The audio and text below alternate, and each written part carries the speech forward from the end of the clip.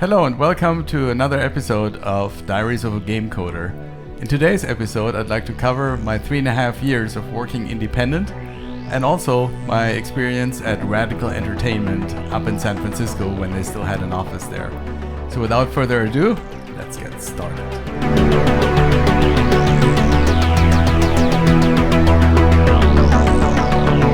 So in the last episode, I left off when I was working for Sony, which was the very first Sony San Diego, and everything that came out of it, i.e. Sony Online Entertainment, Sony PlayStation, all that stuff. I was part of the original group, then I left the group because I thought PlayStation was never going to take off. Well, but I became independent for 3.5 years, and that was a lot of fun. It was a pretty wild ride, trials and tribulations in trying to make a living as a gun for hire, basically. I was using my experience in Atari Lynx and Super Nintendo programming.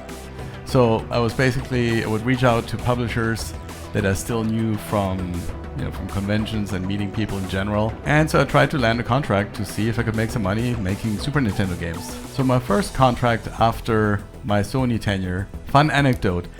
1 week before I left Sony, I bought a brand new car. I figured, I got good credit because I've been working for Sony now for some time.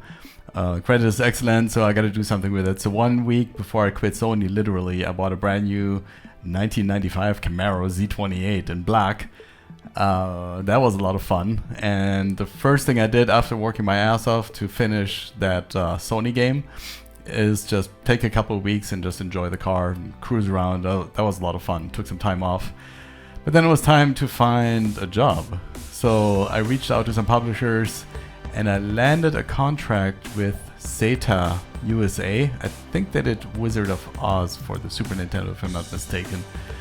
Landed a job there to work on a Las Vegas slot simulator. And that was kind of interesting because obviously the company was located in Las Vegas. It was run by a Japanese gentleman named Tom Shitsuma. He was a great guy, very mild-mannered, super personable Japanese businessman.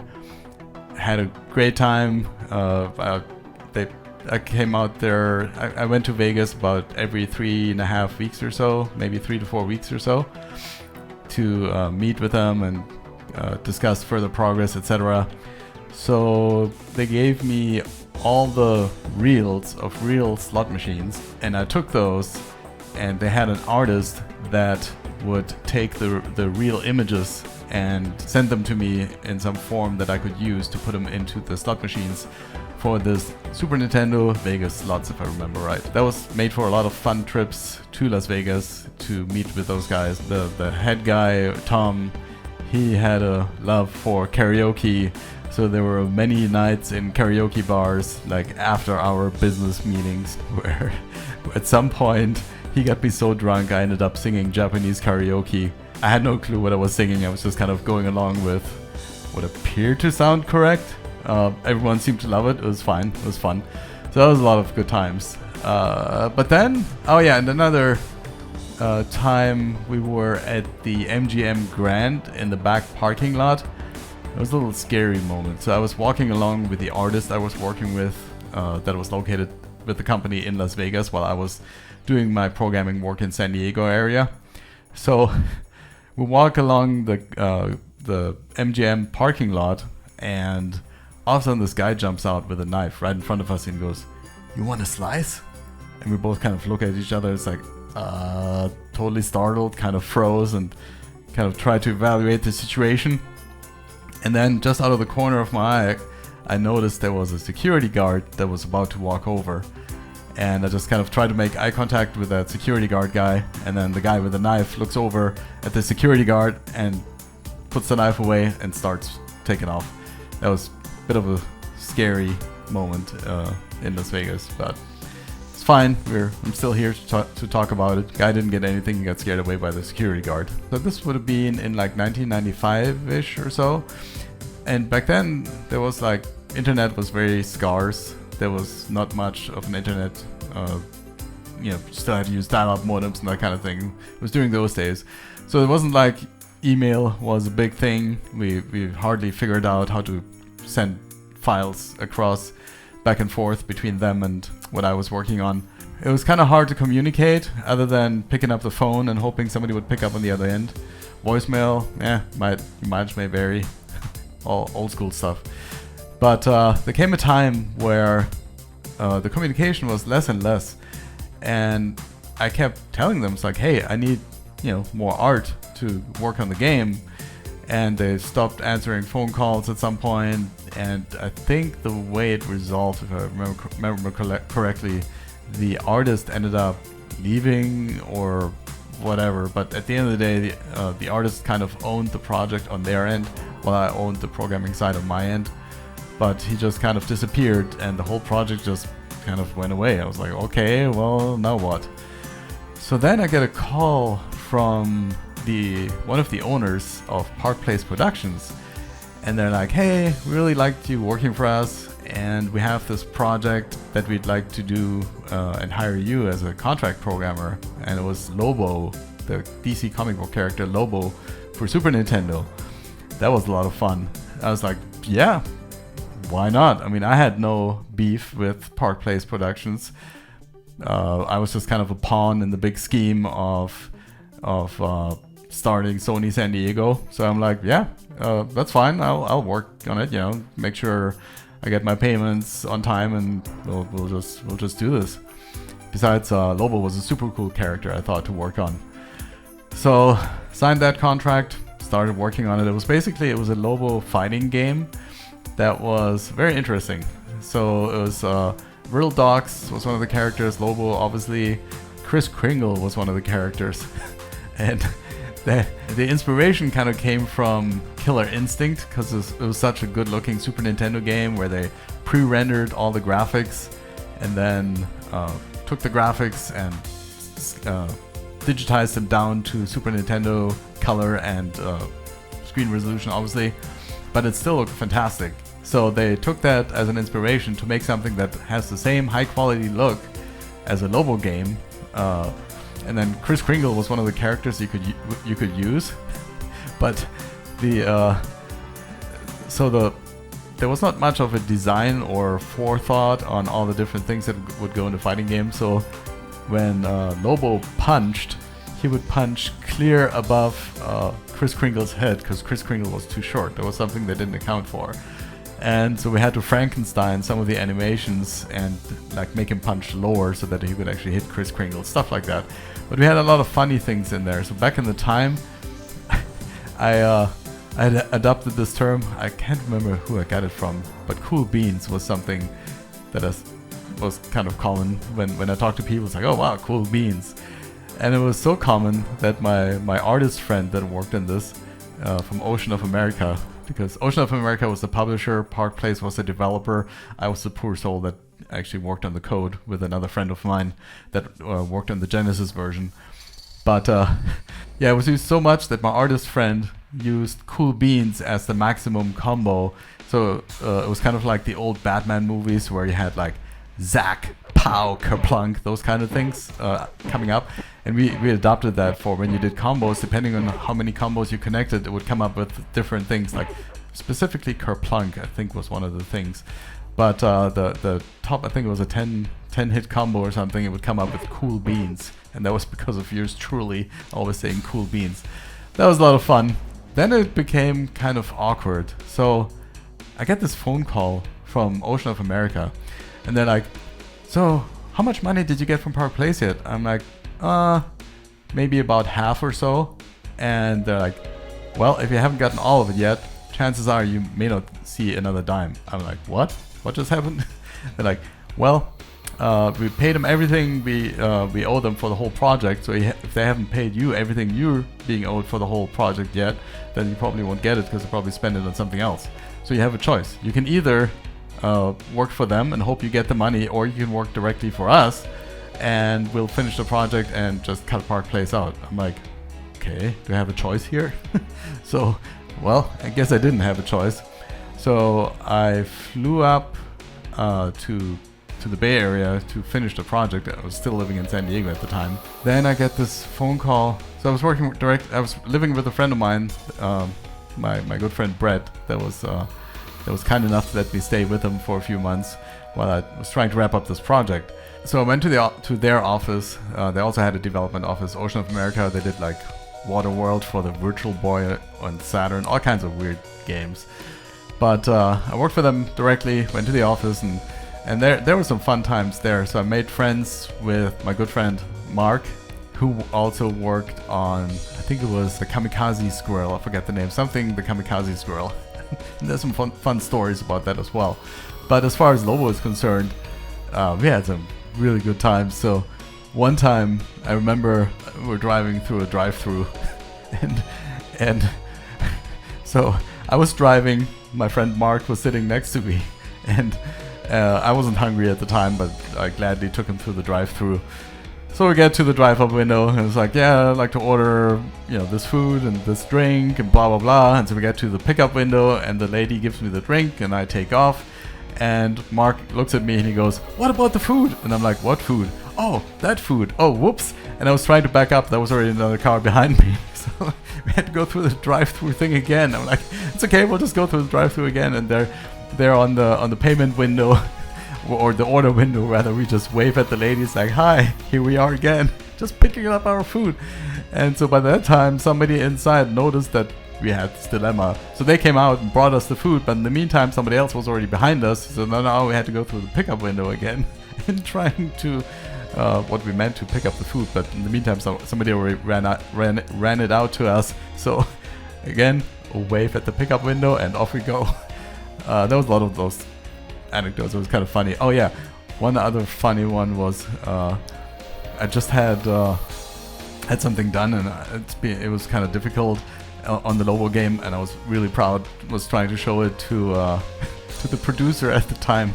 His name happened to be Mark as well, but I was trying to show it off to the producer and call him into the office, and I guess he was kind of busy or something. Well, anyway, so I show him call him into the office, show him the feature, and it's like, "Here, check it out, Mark." And he's like, "Oh, cool," and he leaves, and I'm like, "What the heck?" So I turn over to my artist friend, and I'm like, "Oh no, that's right." So he went off somewhere else, and I was like, I was pissed. I was like, "Man, I worked like my ass off to get this working," and all he says like, "Oh, cool," and walks off. So I walk into my artist friend's office, and I'm like, I was pissed off. I was like, "Man, Mark sure showed a lot of interest." It's like, what the heck? I was like pissed. And so my artist friend Mark, remember the producer's named Mark as well. My artist friend Mark, he just looks at me and starts laughing hard and walks out of the office. I'm like, wait, what just happened? What I didn't notice was that the producer in the meantime went into that same office where I just said, "Oh, Mark sure showed a lot of interest." And he looks at me with this big grin on his face, and he's like, "Hi, Alex." And I'm like, ooh. So I just walked back into my office. I'm like, oh crap. So that was another funny moment. I don't know. It was like, oh yeah. Then one time we went for lunch, and I had the two Marks with me. So there was the producer Mark in the front seat, and my artist friend Mark in the back seat. Oh no, that's right. Let's see. He was in the front seat, in the passenger seat. The producer Mark was driving, and I was in the back seat. That's how it was. So then we pull up to a stoplight, and to the left of us, so basically on the producer's Mark side, there was this drop dead gorgeous girl in the car. And so my artist buddy Mark looks over at my producer friend, or at the producer Mark, and goes like, "Hey Mark, check her out over there." And so he looks like straight at her, and my artist friend Mark reaches over from the passenger seat and like goes like honks the horn for a moment, like beep, and he was like looking straight forward. My producer friend was looking straight at the girl, and after the beep, the girl was like straight looking at my producer friend, like, and he's just like staring at her, and he's like, hi, gives her a wave, and whoop goes. Yeah, it was fun. We did a lot of crazy stuff like that back then. So then the time came. I get this really strange phone call from back then the owner of Park Place Productions, and he's like, "Oh, by the way, I got these papers here. You'll be receiving some papers from me, but don't worry about it." I'm like, okay, think nothing of it. And it took them like 3 weeks or so to finally, I guess, track me down at the office or whatever, for somebody to show up at the office. And the guy hands me a stack of papers and he's like, here, consider yourself served. I'm like, okay. So I start going through the paperwork. It's like, you're hereby being sued for $500,000. I'm like, and I shouldn't worry about it. So next thing you know, I'm on the phone with the guy from Park Place. I'm like, I'm being sued for $500,000 and I shouldn't worry about it. It's like, yeah, well, you still have like the Sony lawyers probably, blah, blah, blah. I'm like, oh yeah, he's right. So I called up the Sony lawyers who kind of said, yeah, anything that happens, you won't be held responsible. I'm like, okay, sweet. So the whole thing basically turned out into a lunch in La Jolla with the Sony lawyers, and they kind of took care of it from then. So whew, dodged that bullet, but I was sweating bullets. That was not fun, to say the least. Let's see, and then about 3 months down the road or so, working in the Bay Area, I still had my apartment back in San Diego, and my girlfriend and everything. My whole life was in San Diego. I was just temporarily up in the Bay Area. So I told them, it's like, look, I need to, the project is very close now. I need to finish it from home because I can't stay away for that long. So I went back home and kept working on the project, and all of a sudden the same thing happened. They stopped returning my phone calls and just disappeared into thin air. It was really bizarre. And I was like, hey, what about my payment? Blah, blah, blah. And no response. Then maybe it was the first E3 or so when PlayStation had just launched. I sought out the Ocean of America booth and found Ray, who was running the show at the time. And I'm like, hey, Ray, what happened? There's like nothing. No phone calls, nothing. You guys didn't return my phone calls, email. I don't know if there may have been email at the time, but never heard back. So I just told him, I'm like, what about my payment? Because they never gave me my payment. And the guy's like, what about my game? And I'm like, are you kidding me? Really? So we got into this big shouting match on the E3 floor, going back and forth. And finally, I had to agree, in order for them to pay me directly, I had to agree that all the payments that they made directly to me were considered a loan until they got the final project. And that's what I had to sign to make the whole project even happen. I'm like, well, I really don't have a choice, so I agreed to it. But then at the end, they never gave me my final payment, and technically it was still a loan. So then, after we both settled down, Ray tells me, he's like, okay, well, let's do this then. Since this is still a loan, let's consider this an indefinite loan, and that way you don't have to pay taxes on it, and that should about cover the amount of the final payment. And I'm like, again, I was at the shorter lever, so I'm like, all right, fair enough, let's do that. So we did that, and that was the end of that. Oh, and then he turns around and he's like, oh, by the way, I got another project that I need to program on. Do you want to work on it? I'm like, no, I don't think so. That was fun. So then I still knew some people from Sega. They wanted me to work on Sega Saturn. It was with Blue Sky Software, the makers of Vector Man for Genesis. So they hired me contract to work on a baseball game for Sega Saturn, if I remember right. And it was in San Diego. I did some contract work with them. It was just a few months, working a few tasks of the game. I forget exactly what it was, but I did my contribution, and I can't remember if the game ever came out. I think it may have been cancelled. Back then, Sega Saturn had a bad string of cancelled games because of the fate, and the writing was on the wall for the Sega Saturn. But then Sega of America, my contact there, contacted me to work on a baseball game. Somehow I'm cursed with baseball games. To work on a baseball game. It was supposed to be the next World Series baseball for Sega Saturn. And I think the story goes that Sega of Japan didn't want Sega of America to use their stuff or something, so Sega of America decided to develop their own version of it or something like that, which I was scheduled to work on, and did 2 or 3 months of work, and then they decided to cancel it because of the fate of the Sega Saturn. I'm like, gee, great, another canceled baseball game. And then some of the Sega people left Sega to start Spectacular Entertainment, which was a small distributed company. And they contacted me, hey, we liked your work on the Sega Saturn baseball game. Do you want to do it? Do you want to keep working on it? But this time for us, under Spectacular Entertainment. I'm like, sure. Did that for a couple months or so. And then same thing, that was canceled. Yeah, not so fun. Oh yeah, and in the meantime, there was a company called Electric Dreams at the time. They were later renamed Tyke Studios, and it was a small outfit, really good bunch of people, very small. They worked on this game called Caveman Joe, and once again they hired me as contract programmer to work on, I think it was like the physics, like rolling boulders down hills and hitting stuff and that kind of thing. And I did that for a little while. That was fun. They also hired me to work on a port from a PC game. It was some Egyptian thing, some educational Egyptian thing or something. Port that to the Sega Saturn. But then again, that was cancelled. There's a lot of cancelled projects back then. And yeah, that was the same company. And eventually I got to the point where it's like, man, being on your own is hard. After 3.5 years, I put myself out there and was like, somebody please hire me. So that's when I got to Radical Entertainment. And they offered me a job. I think it was through some of my Sega connections back then. They ended up at Radical Entertainment, which was based out of Vancouver, but they opened up a San Francisco office, so I had a chance to actually move to the Bay Area and work for them. And I was like, okay, let's do this. And funny enough, I was working on ESPN Baseball Tonight for the PlayStation 1.